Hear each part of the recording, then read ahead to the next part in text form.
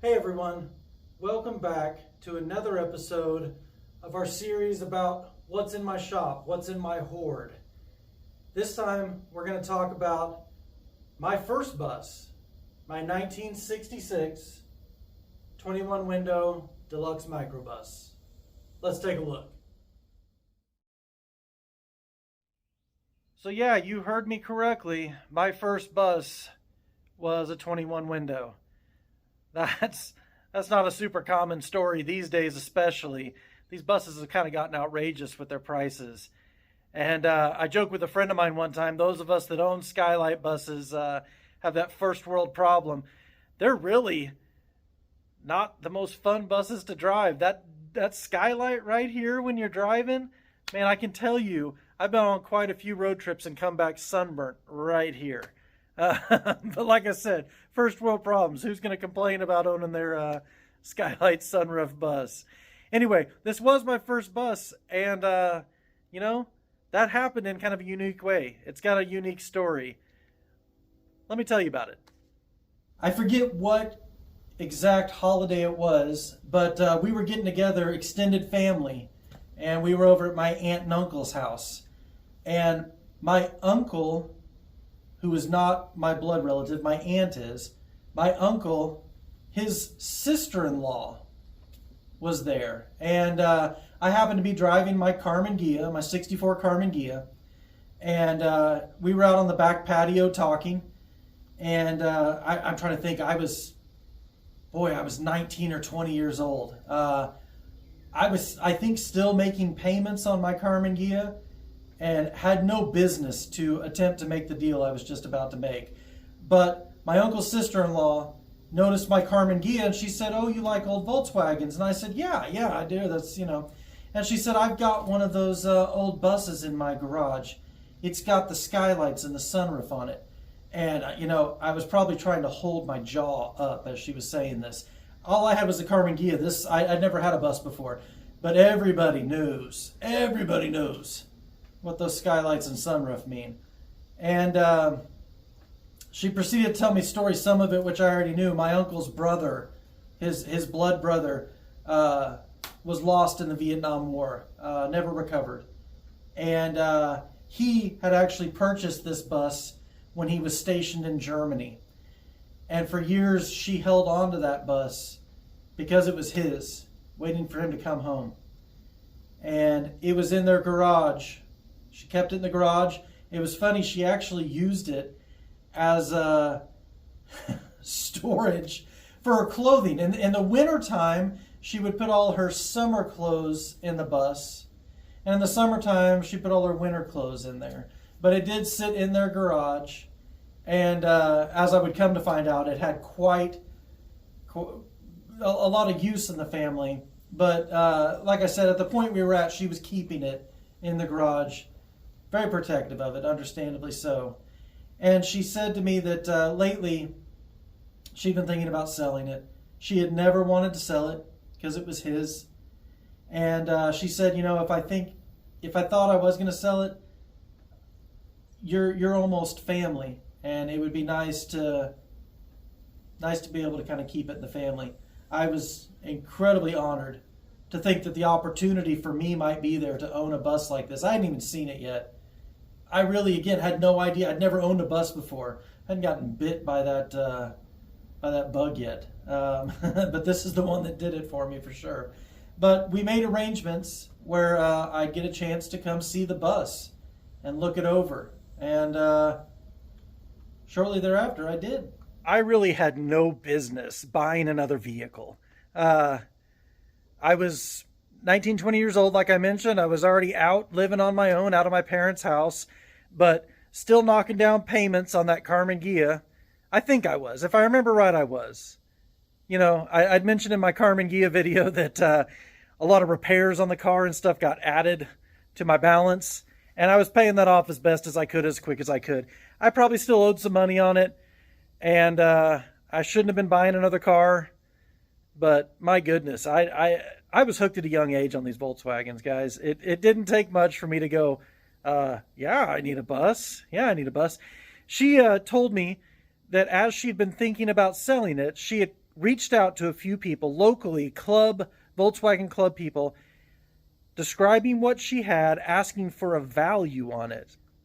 And she had a bunch of people, not a bunch, she had quite a few people saying, where is it? I'll come buy it now. And she would explain to them, no, I don't want to sell it. I'm looking for value. I have a young man I want to sell it to. And they'd be like, please just sell it to me. And she didn't want to.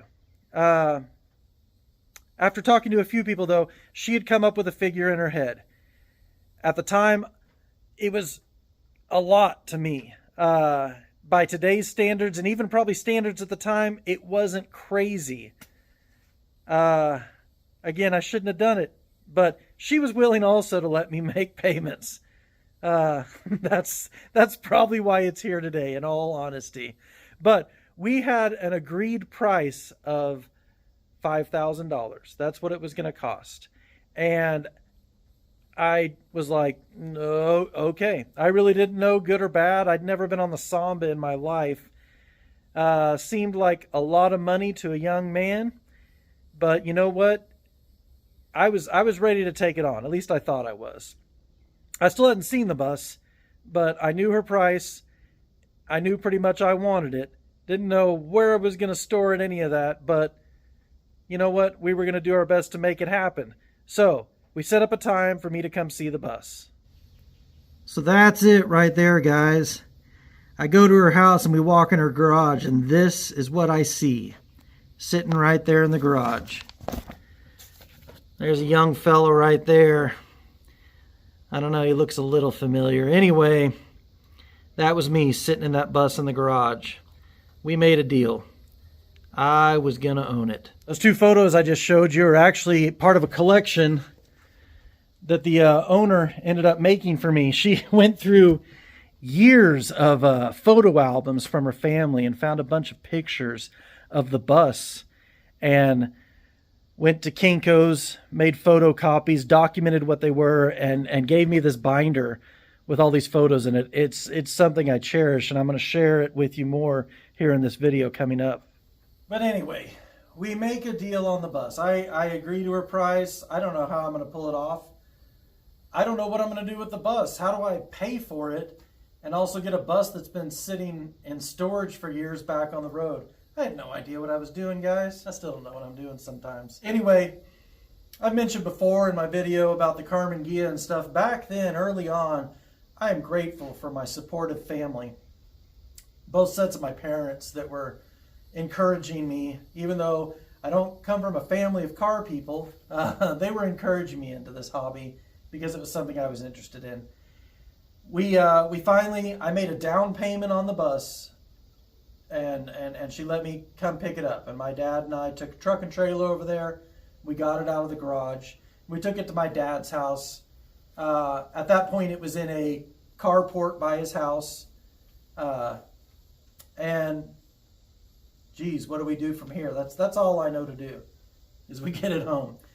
We get it over to the mechanic I was using at the time, and they established really quickly that the fuel tank was left full of fuel. Needs to be pulled out. Back then, we used to still take them to radiator shops and just melt them out, get all the crap out of them.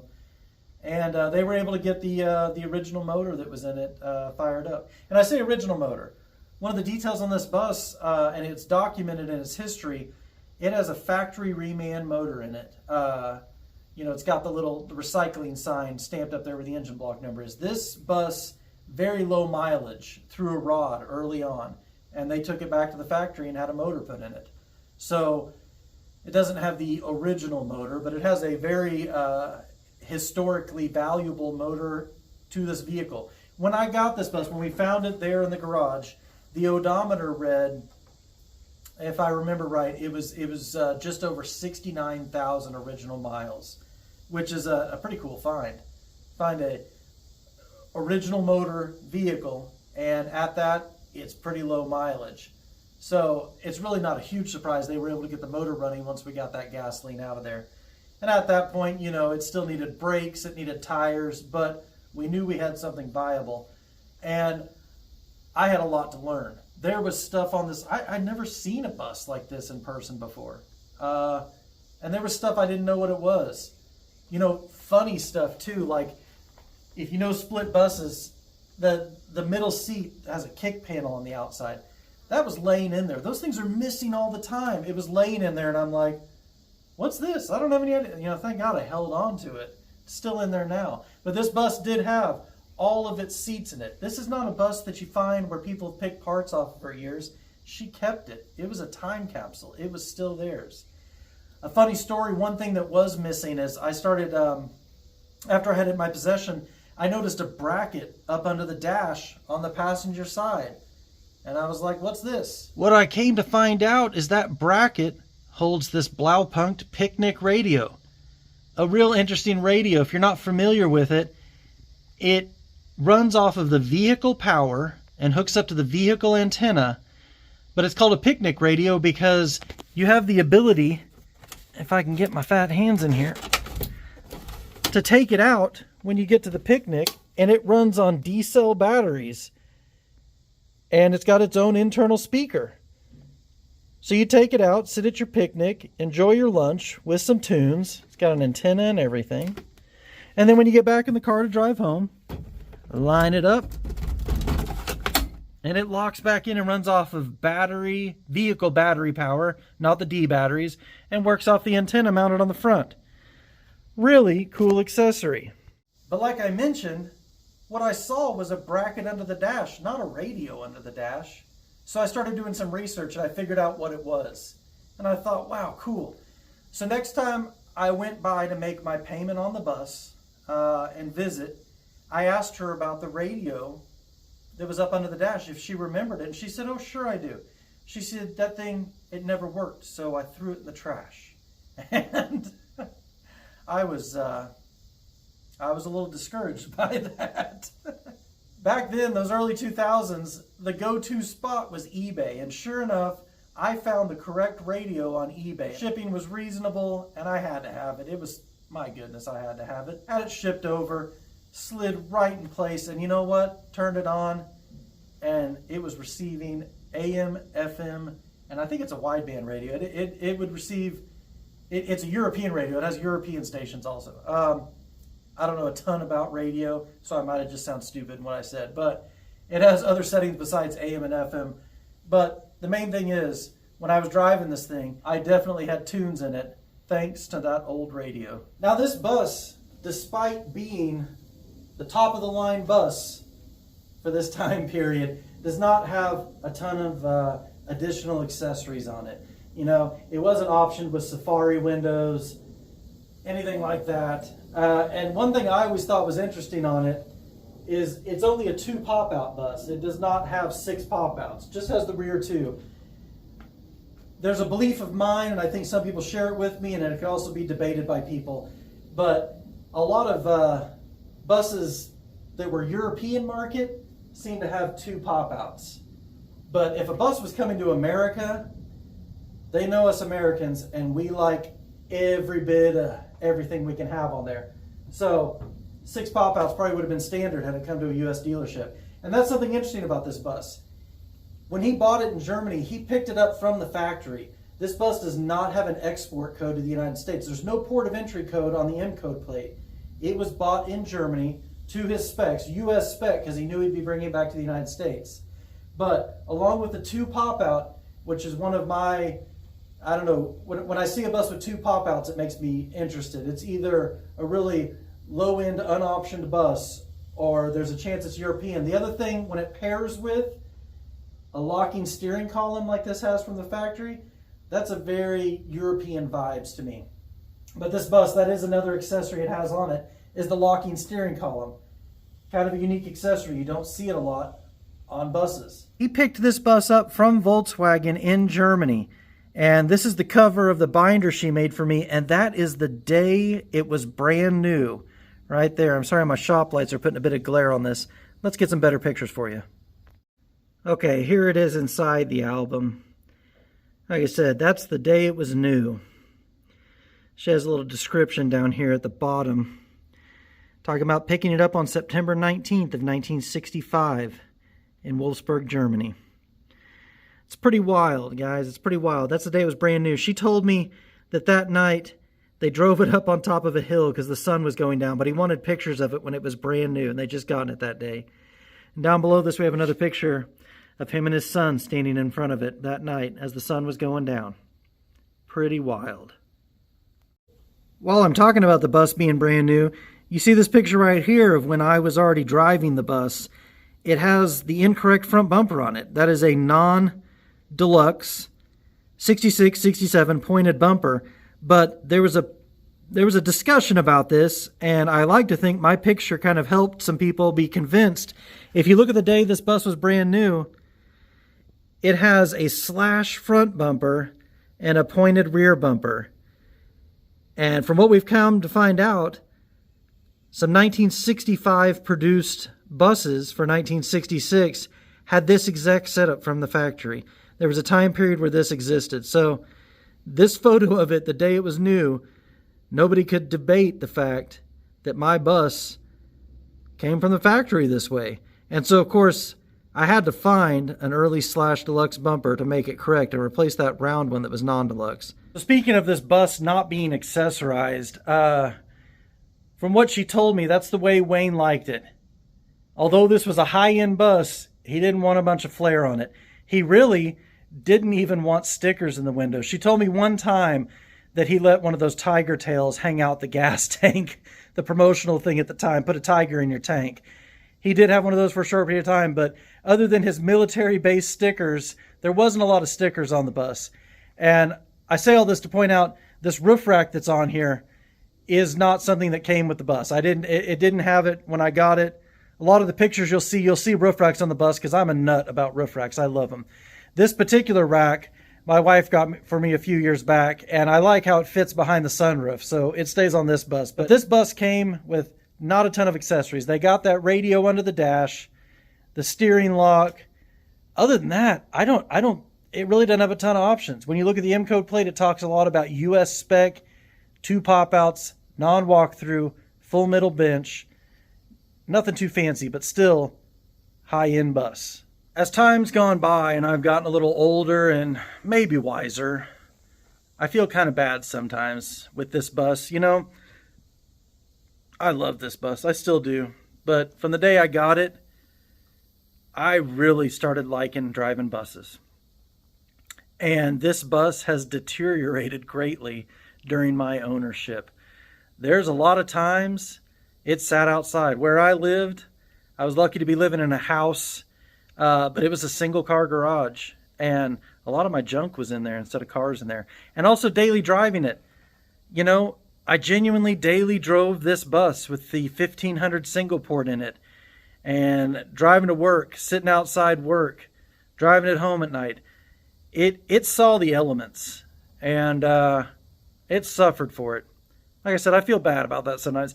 I am grateful today, though, because it is stored inside in my shop, protected from the elements. And I do have plans of fixing this bus up. It deserves it. If for nothing else, it's my first bus. All that history aside that comes along with it, like my Carmen Ghia being my first car, this is my first bus. It deserves treatment. And because of what it deserves better treatment. So as I look around the bus and you see some of its flaws and some of its damage, some of it caused by me, some of it comes with a story of its history. Understand that I feel bad about it, but the plan is to correct it all. So let's take a little look around the bus and show some of its good points and its bad points. So even back when I first got this bus, it had rust around the skylights and was in need of a new rag top. That old rag top was dry and brittle. Well, guys, those are still the seals that came in it in 1966. So I have not done a lot to make that better. And let me assure you, they do leak. And you can see that the rag top needs replacing again. I have, in fact, put a rag top on this, and maybe part of it was my amateur installation. But also, again, it sat outside all the time. So it got all 4 seasons of weather, and that's part of what was driving me crazy. It was sitting outside with holes in the roof, basically. One big factory hole covered up by some vinyl roofing that had holes in it.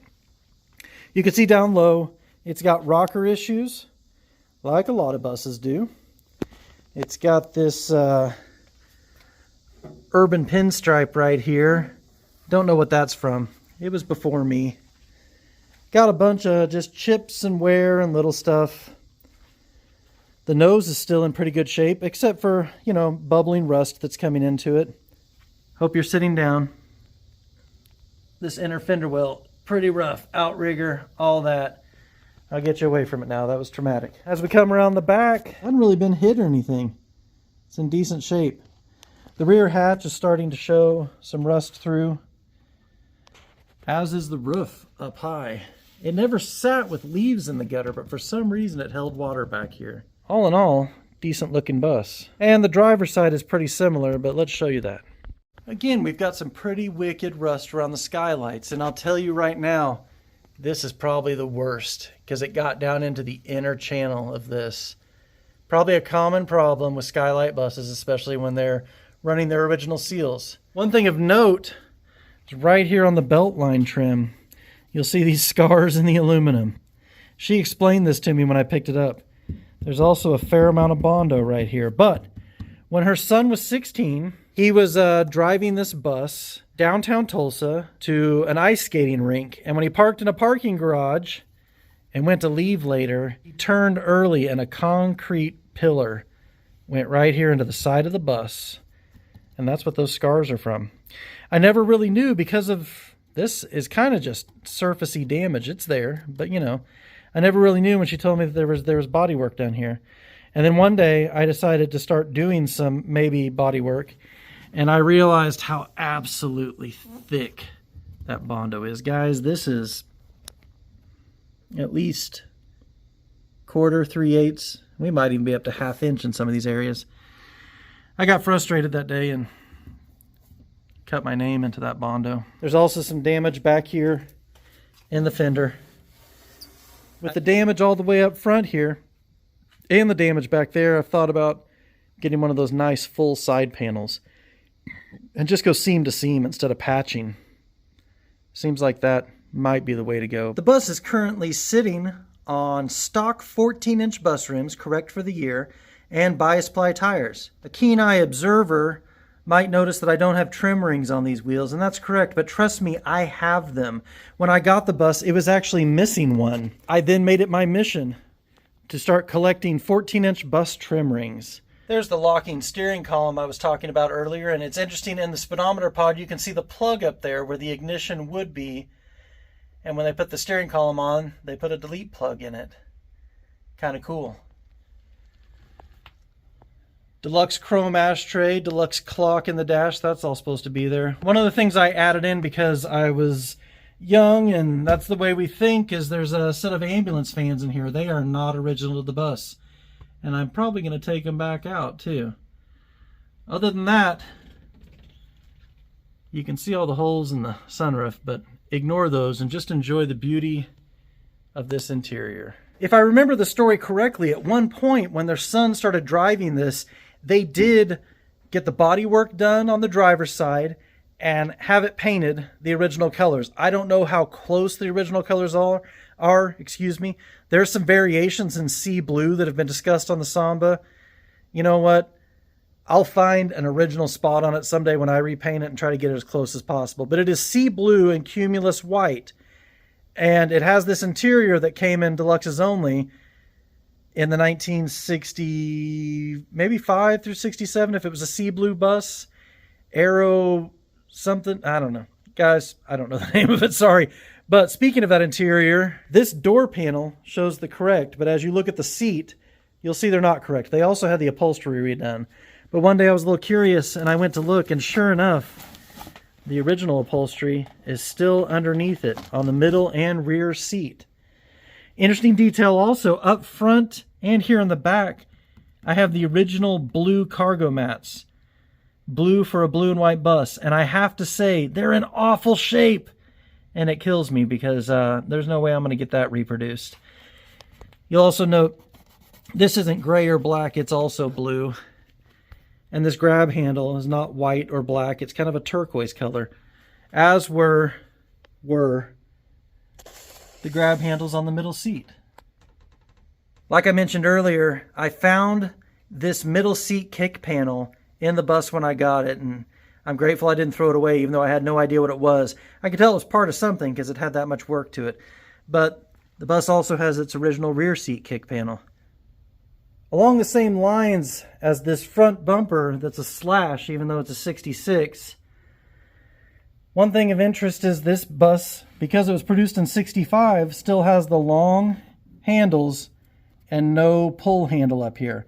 66, I forget when, is considered to be flapper handles down here and pull handles up here. But because this is a 65 bus, it still has the early long handles in it. Talk about original. How many people know that this seal is actually supposed to overlap this bottom seal? It's a fact. It's been proven. This top seal should come down and lay over that other one to help seal up this corner. Those are original door seals. I don't think they're sealing anything out though. Guys, like I mentioned, when I got this bus and after we got it running, it shared duty with my Carmen Ghia for a while, but it became a daily driver pretty quick. I loved driving this bus. And it wasn't just to and from work, although that did happen pretty often. I was also a young guy and I loved to hit the road. I would drive it to shows. I'd drive it to go explore Route 66. I'd drive it to cruises. I'd drive it just about anywhere you wanted me to show up or I wanted to go. My history with this bus, though, is just pale in comparison to the history that Barbara shared with me when I bought the bus. I don't know a better way than to go through this album with you guys.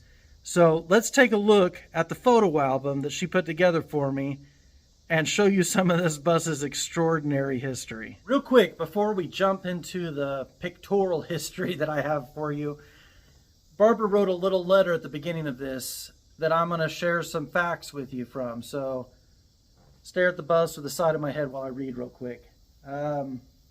It was September 19th, 1965, when Captain Clifford Wayne Fazell picked the bus up from the factory in Wolfsburg, Germany.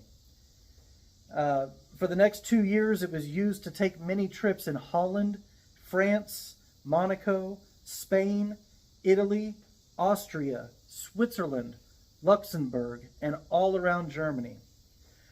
On November 20th, 1967, the bus was shipped from the port of Bremerhaven, Germany, to the United States, where it was picked up by Captain Fazell in New Orleans, Louisiana, on January 23rd, 1968, and driven back to Tulsa, Oklahoma, which is where I bought the bus.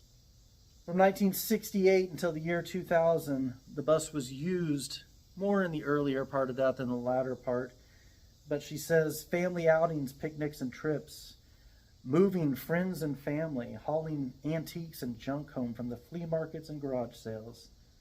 The bus was also used during POW parades and driving in the Veterans Day parades. It was used taking Cub Scouts on field trips, bringing home Christmas trees, hauling flooded carpet to be cleaned. I've seen photos of this. Tulsa flooded, I think, in the early 80s, and they got this bus out because of its unique setup. The back hatch was open. Waterlogged carpet was rolled up out of the house and slid in the back hatch where it could sit up on the bulkhead, and they hauled off that carpet. Lots of family memories she lists here. It was well used and well loved. Then she concludes this letter with Captain Fazell, now Lieutenant Colonel Fazell.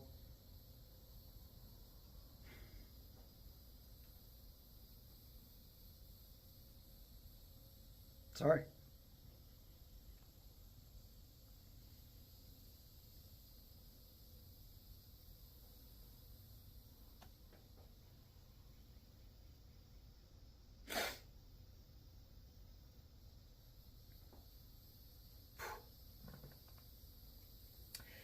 Has been missing in action in North Vietnam since September 30th, 1968.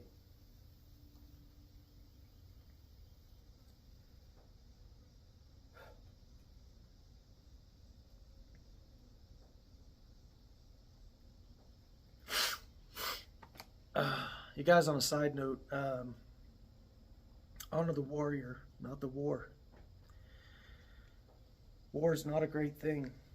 I honestly never knew this man, but he signed up and fought for our country.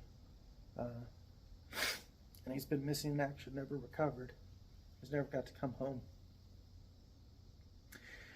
I've had the opportunity, in Washington, D.C. to make a rubbing of his name on the Vietnam Wall, and also visit his marker that they have for him in Arlington National Cemetery. When my sister and I went there to lay wreaths for the National Wreath Laying Day.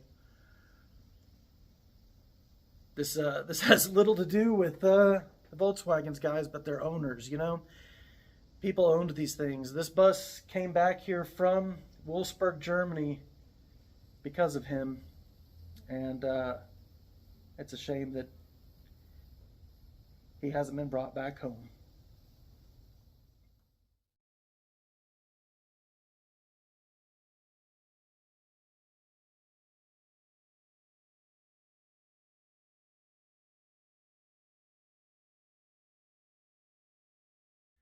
So like I said, I don't know much of a better way to do this than to just go through this here photo album with you page by page. So I hope you find this as interesting and entertaining as I do. There he is, Clifford Wayne Feazell, the original owner of this bus.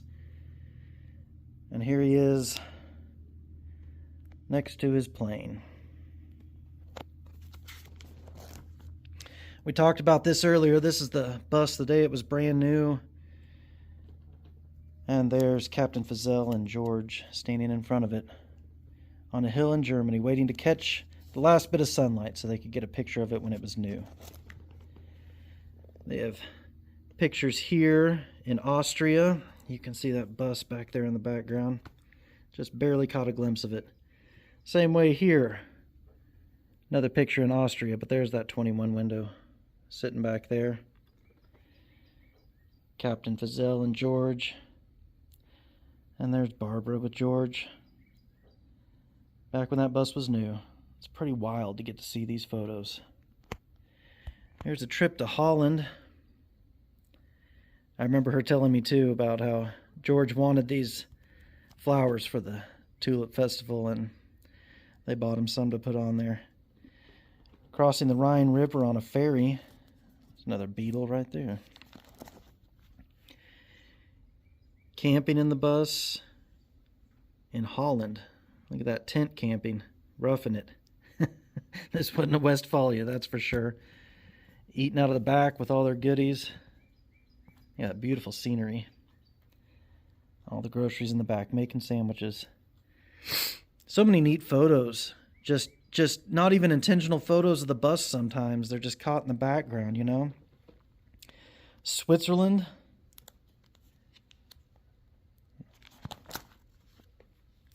More Switzerland. It's pretty wild. That bus is so shiny. You can see what that original interior looked like right here too in this color photo, where it's very stained and browned now on this white area. So, such a pretty interior, really. Looks great with that blue and white. Look at that. Dieter Clemens. Dieter Clemens. Couldn't be more German, could we? I guess you could be. There we go in France. Look at the reflection of that paint. Wow. More camping. And we're in Spain. This is an interesting one. Again, with a little more camping. Those skimpy bathing suits back in the 60s. But look right there. Picnic radio, guys. She said it didn't work and they threw it away, but I found one.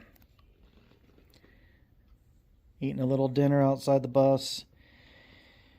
She told me too how important it was for him to always keep this bus clean. He was adamant about washing his bus up when he was done with it.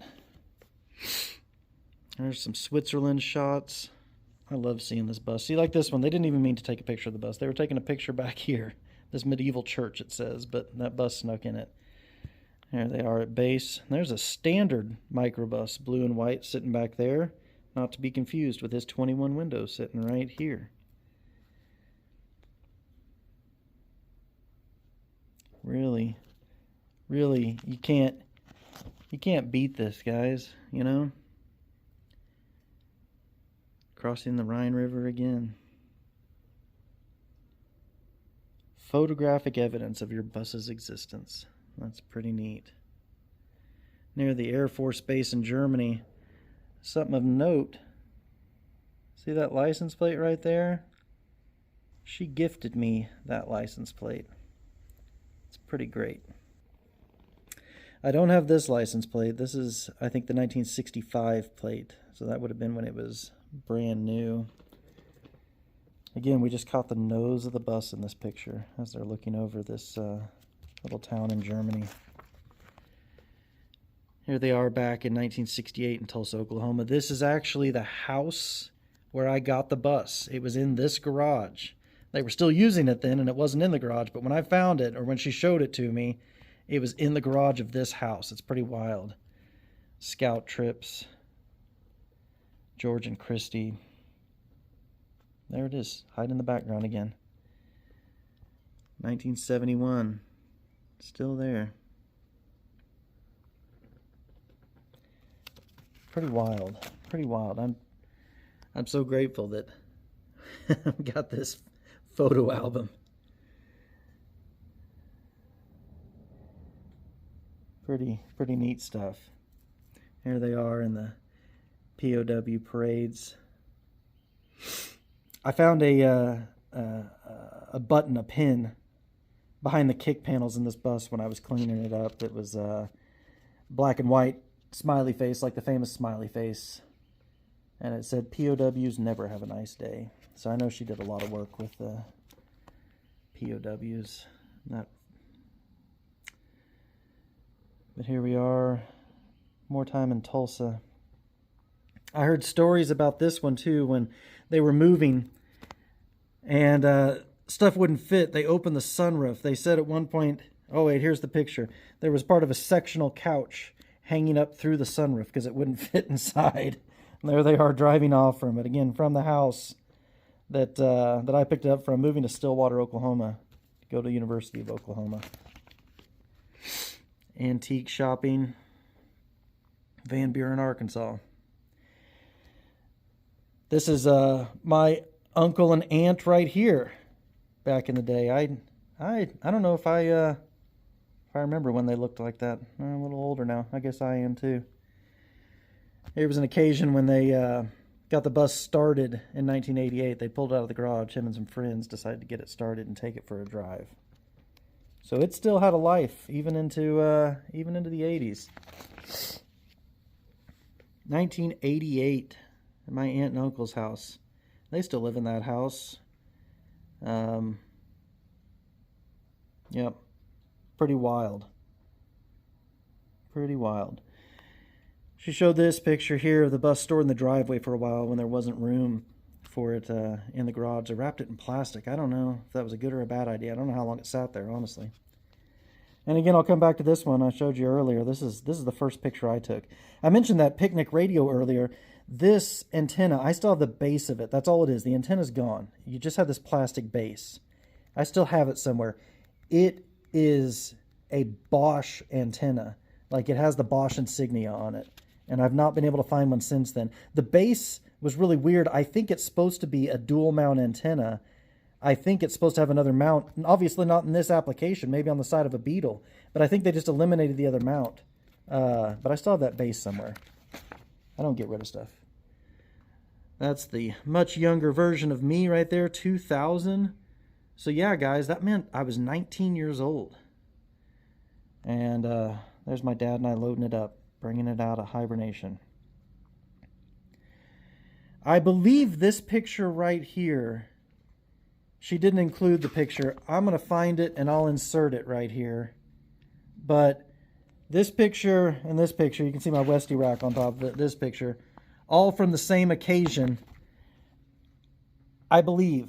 I'll notice, like I said, I'm going to do this in editing afterwards to add in another picture. If I'm wearing the same shirt, it was the correct date. I had the opportunity Like I said, it had like 69,000 on the clock on it. Years later, when the bus rolled over the original 100,000 miles on the odometer, I went and picked her up about 5 miles before we rolled over, and she was in the bus with me when it rolled over to 100,000 miles. Really neat experience. There's some of our shipping papers from when it came to the United States. Pretty cool stuff, guys. Pretty cool stuff. Like I said, I am grateful to have photographic history of this bus. I mean, what another level it is. We own these vehicles, but to know where one came from is pretty wild, I have to say. And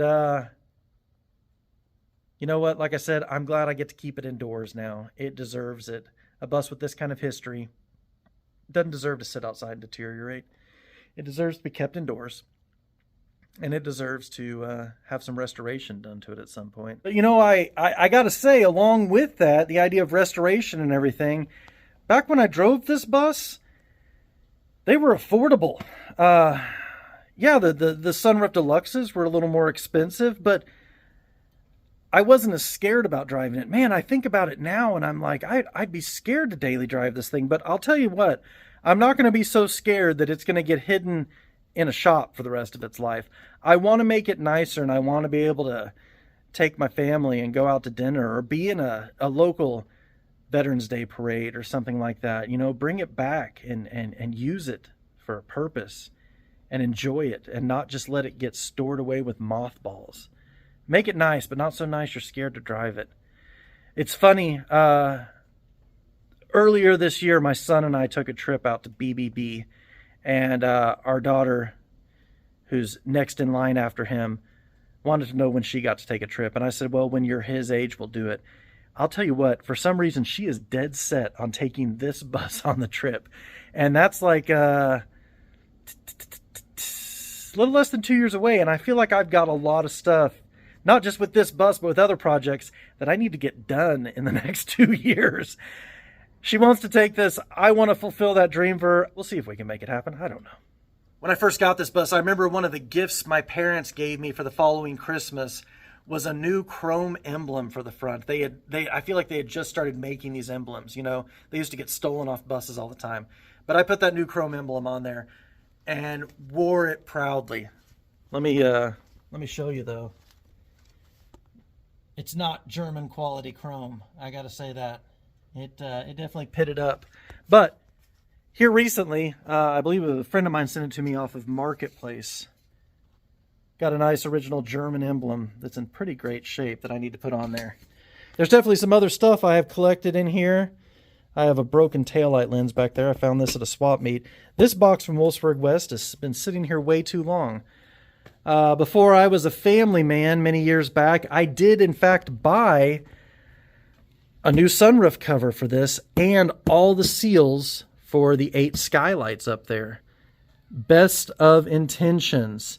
So they're still sitting here in the box. I hope they're still good by the time I get around to installing them. You guys, I have got a shop full of buses that need metal work, but I think we can kind of agree that this one here, it's got more of a purpose in the metalwork, and I really want to get to it. It has a lot more rust than I'm willing to probably acknowledge right now. It has lived a life. And as much as I've mentioned before that it kind of bums me out sometimes when I see the condition it's in, you know what? I had a great time with this bus. The whole time I've had it. It's been great. You know, another funny story is when my first, my niece was born. My sister was in Tulsa, even though at the time they were living out of state. And my brother-in-law flew in, and I was one of the only ones available to run to the airport and get him. What was I driving? This bus right here. So, as much as he needed to get to the hospital quickly for the birth of his first child, this bus doesn't go anywhere very quickly. I think it still had the 1500 single port in it, and he wasn't real familiar with riding in it. I maybe never ridden in it at all, probably, but I pick him up at the arriving flights deck there at the Tulsa International Airport. And if you know buses, when you do this, that door locks. When you do this, it will unlock, or it'll actually open the door also. When he got in, he grabbed this. Let me try to show you. Pushed down and tried to slam the door shut. Well, the problem with that is you just locked the door, and that latch doesn't want to latch if it's locked. It needs to be unlocked to latch, and then you lock it after you latch it. So I'm in the 21 here, driving as fast as I can down the left lane of the highway in the middle of the afternoon. And he's over there trying to figure out why his door won't close. Just slamming. Can't seem to figure out why the door... I didn't know either. I would have explained it to him. And I'm just like, that door's never had a problem. What'd you do? Anyway, I get him to the hospital. And I think in the parking lot, I go over and I'm like, what's going on? And I figure out the door's locked. And so I unlock it, close it, and it latches. But we definitely blazed down the highway. Let's see, it was a good 10 miles down the highway with him continuously trying to slam that door. At one point, I think he just threw his arm out and held the door shut. But again, if you know a bus, there's nothing. There's a bench seat, and if you turn a sharp corner, you're laying into your door. So it wasn't the safest thing. But man, I've got so many memories with this bus. As much as I might regret the condition it's in now, I can fix it, and I wouldn't trade any of those memories that I had. I love that my kids love it. I love that my daughter wants to take it on a road trip. You can't beat that, guys. Speaking of the engine, as we're back here, 66 is the first year, instead of a church key, that you have a push button. That's 66, 67. Like I said, the motor that was in it when I got it was the factory reman that they'd had put in there. And I think it was around 150,000 miles that I finally had to rebuild that motor. And I kept it pretty stock. I did some of the upgrades, like we went ahead and put a bigger oil cooler back there, the later oil cooler. Years later after that, finally converted it to 12 volt. 66 the last year is 6 volt. And I drove this thing daily driver 6 volt for a long time. It is 12 volt now. But still stock 30 pick carburetor with the governor, vacuum advanced distributor, upgraded the pulley just because I like that. And it is a 1641 now instead of the stock 1500. When I rebuilt it, I did upgrade.